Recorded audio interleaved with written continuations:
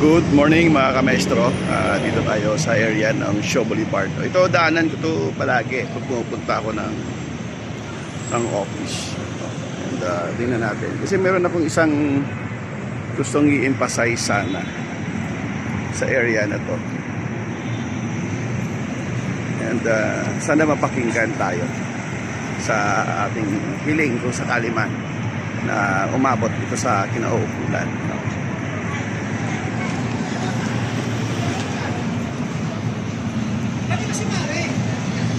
So ito na yung crossing ng Shaw Boulevard. Tawiran ito. So yung equivalent ng Shibuya. Shibuya sa Japan. Dito naman ay Shaw Boulevard. Tatawid tayo ng Shangri-La doon.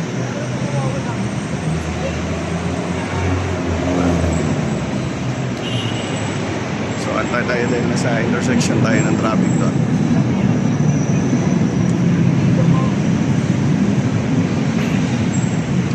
So, nasa harap natin yung Shangri-La Mall, Shangri-La Plaza. Isa ito sa project namin nung ako ay nasa Rider Levet Pacnal pa sa quantity surveying. Kami ang QS dito. Ang architect nito sa renovation, si Casas. So, ayun, tawid na tayo. Ang kagandahan dito, pagtawid ng Shangri-La Mall, malawak yung kanyang malawak yung kanyang walkway, di ba? Yung kanyang lakaran ng tao. Yan ninyo. So maganda sana kung ang mga daanan natin is ganito ka lapad, sufficient, no? So mayroong nag-i-scooter, pwedeng magbisikleta, maliwalas paglakad dahil malawak itong portion na ito. So nag-offset talaga ng gusto si Shangri-La Mall sa EDSA, sa Road Right of Way. So titignan natin. So malawak siya. Ito yung kagandahan sa portion na ito. Tuloy-tuloy yun hanggang doon sa kabila. Patawid tayo doon sa area ng SM Gamon. O diba? So kung ganito yung mga pedestrian natin, safe na safe sa ating mga commuters. So itong portion na ito, mas malapad pa siya. Mas malapad pa siya doon sa isang lane ng EDSA. Yan, yung EDSA yan. Mas malapad pa siya sa isang lane ng EDSA. So kung hindi na sana madamot yung mga owner ng mga establishment, this will contribute to our commuters. And at the same time, favor din ito, no, sa mga establishment like malls. Dahil pagka maganda yung kalsada, maganda yung dadaanan, di ba? Pagka nandyan yung tao, may possibility rin na ang tao ay dadaan doon sa mga establishment, malls, offices, etc. So ngayon, tatawid na tayo papunta sa area ng kabilang side, no, itong parking ng Shangri-La.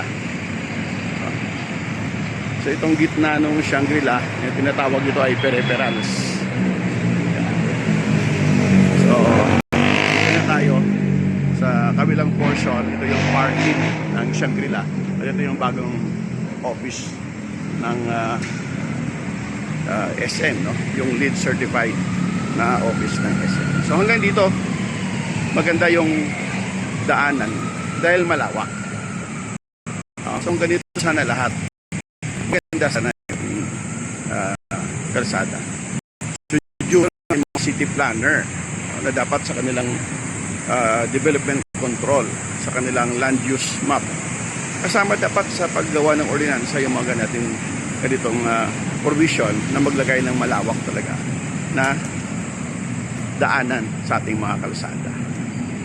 Kaya lang, ito yung napapansin ko mga kamaestro, no? Pagdating dito, so ito yung pedestrian. Ngayon okay yan kasi wala masyadong tao. Pero pag mayroon na, no, pagtawid mo sa pedestrian na to, tumbok nito, yun yung fence na yan. No? Yan, yung fence na yan. Ano pagka maraming tao dito, yung tao dito na yan sa kalsada pupunta.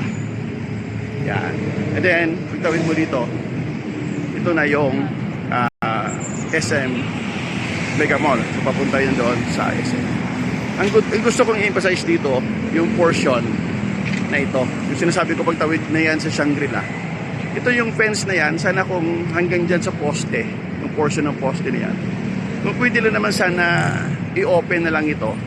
No? At yung portion na yan ay magiging tawiran, no? Pedestrian para dire-diretso ng tao. At hindi na rin, no? Kita nyo yung mga tao pag dyan. Pag maraming tao dyan sa umaga at saka sa hapon, yung pasukan at saka uwian, ganyan yan. Yung mga tao dyan, doon na yun sa may kalsada and nagkakaroon ng danger sa kanilang safety and life. Dahil nga, nandun na sila sa kabilang side ng kalsada. Pwede silang side sweep ng sasakyan. So, pero kung itong portion na yan sana ay mabuksan at tuloy-tuloy doon tawid sa Shangri-La na madadaanan ng tao, mas safe sana. No? Okay lang yung price yan kaya hindi ko punin. So, ito sa portion na to. Para lang medyo masecure lang natin yung safety din ng ating mga commuters. And siguro, contribution na lang din yan ng mall owners. No? Hindi naman kukunin, no, yung kanilang portion ng property, kundi ididiretso lang yung daanan para yung mga tao na nandun tumatawid ay hindi na doon pupunta sa gilid ng kalsada at hindi sila doon ma-side sweep ng mga sakyan. So, yan ang gusto kong emphasize sa portion na ito. At sana ay mapakinggan tayo, no, ng management ng SM na kung pwedeng buksan na ito para sa ating mga pedestrians. Kasi doon din naman ang lusot papunta ng Mega Mall, no, galing doon sa Shaw Boulevard Station. So yan lang, magandang umaga sa inyo mga kamaestro sa Lunes na.